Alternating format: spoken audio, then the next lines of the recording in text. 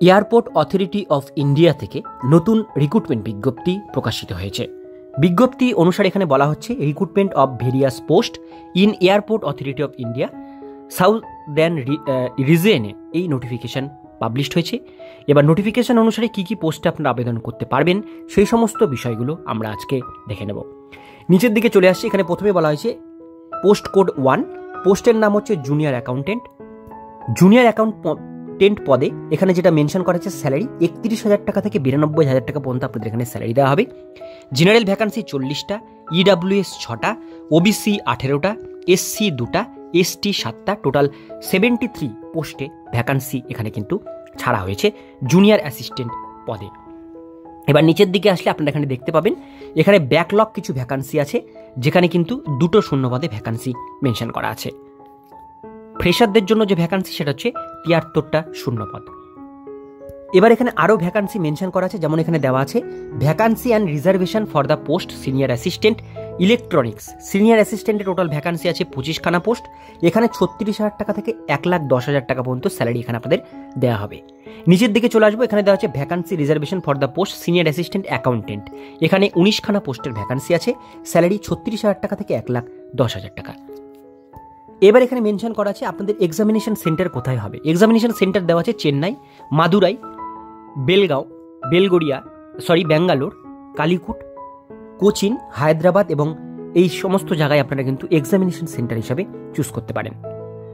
এবার আমরা দেখে নেব ইম্পর্ট্যান্ট ডেটগুলো। অনলাইন অ্যাপ্লিকেশন এবং রেজিস্ট্রেশন শুরু হয়েছে 27/12/2023 তারিখ থেকে শুরু হবে, এখনও হয়নি। লাস্ট ডেট সাবমিশন অ্যাপ্লিকেশন সেটা হচ্ছে 26/1/2024 তারিখ পর্যন্ত অনলাইনের মাধ্যমে এই ফর্ম ফিল আপটি আপনারা এখানে করতে পারবেন। এবার আপনাদের যে স্যালারিটির কথা বললাম, স্যালারির সঙ্গে আপনারা বেসিক পে তো পাবেন, এর সঙ্গে ড্রেসনেস অ্যালাউন্স, পার্কস, এইচআরএ সমস্ত বেনিফিটগুলো কিন্তু আপনারা এই স্যালারির সঙ্গে যুক্ত হয়ে পাবেন, অর্থাৎ মোটা বেতনের স্যালারি এখানে কিন্তু পাবেন। এজ ক্রাইটেরিয়া এখানে বলা হয়েছে মিনিমাম এজ লিমিট 18, ম্যাক্সিমাম 30 বছরের মধ্যে বয়সসীমা হতে হবে, 18 থেকে 30-এর মধ্যে, সেটা 20/12/2023 তারিখ অনুসারে ধরা হবে। এসটি এসসি যারা আছেন তারা এখানে কিন্তু 5 বছর বয়সের ছাড় পাচ্ছেন 20/12/23 তারিখ অনুসারে। ওবিসিরা 3 বছর ছাড় পাচ্ছেন 20/12/23 তারিখ অনুসারে। এজ, কোয়ালিফিকেশান, এক্সপিরিয়েন্স সমস্ত কিছুই 20/12/2023 তারিখ অনুসারে কিন্তু আপনাদের এগুলো ধরা হবে।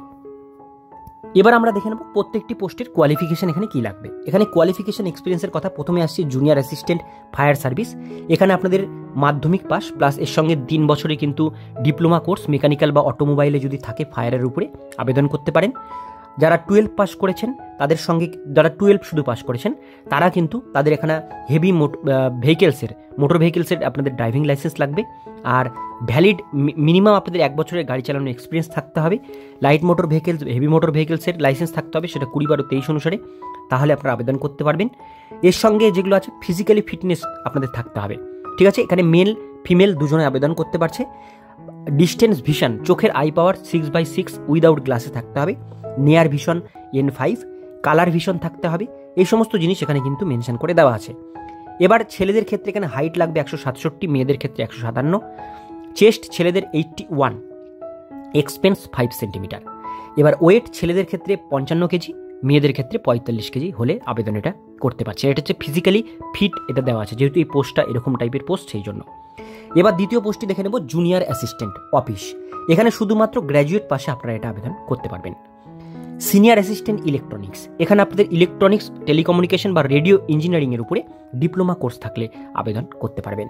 এরপরে চলে আসবো সিনিয়র অ্যাসিস্ট্যান্ট অ্যাকাউন্টেন্ট। এখানে আপনাদের কমার্স নিয়ে গ্র্যাজুয়েশন কমপ্লিট থাকতে হবে এবং 2 বছরের এক্সপিরিয়েন্স থাকতে হবে অ্যাকাউন্টেন্সির উপরে, তবে আবেদন এটা করতে পারছেন।